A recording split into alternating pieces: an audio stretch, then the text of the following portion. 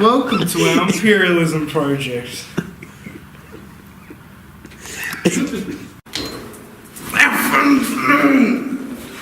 Our first topic is Japan.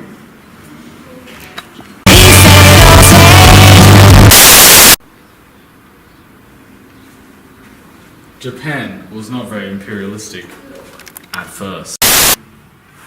Japan, at first, as Kieran mentioned, wasn't very imperialistic. They had closed borders and no one was allowed to trade with them. And they had no contact with the outside world, except for a few Dutch sailors that lived on a small island below, like this one. And they wanted to remain that way.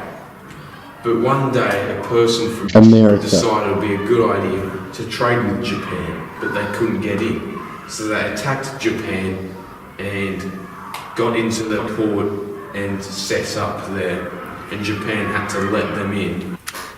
Hello, I am Japan. America. Trade with us. Trade with us. Trade. Trade with us. So Japan decided, since that they were now not closed, they'd have to become imperialistic as well. And they had a massive change in their lifestyle. In a matter of 6 years, they had a 4,000% increase of coal manufacturing.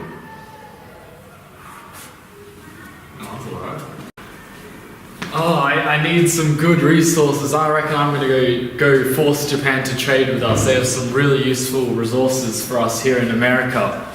Go prepare a small fleet for us so we can force Japan to trade with us. Yes, Matthew Perry.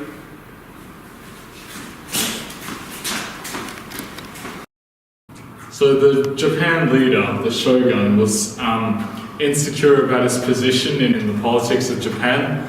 So he was afraid to say no when the Americans came and invaded, because he was afraid that a war would break out and it'd make Japan corrupt.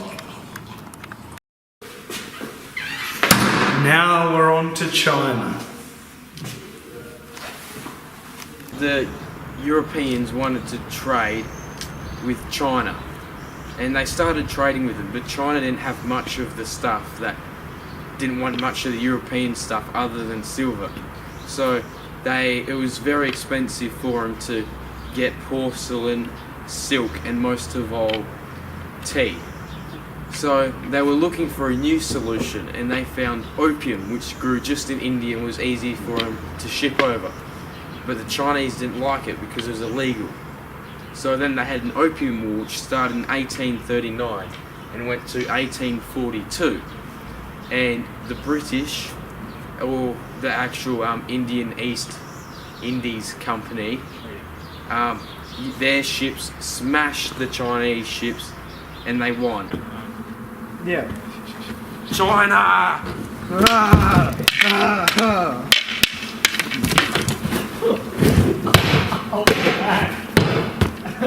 And as a treaty, China had to open their one bay and change it to 5, and the Europeans got an island to themselves, and the Chinese had to pay for all the damage they've done to the British.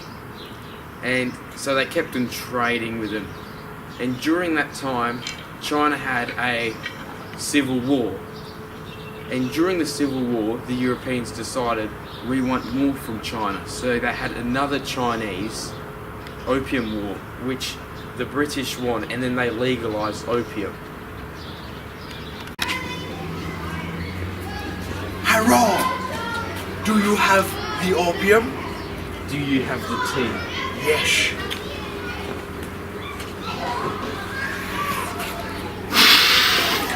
Nice.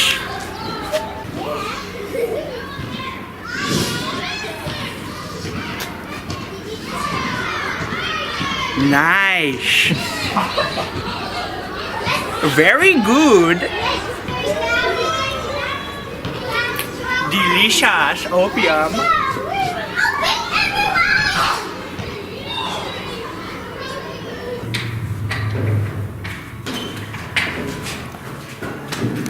Gerard, I don't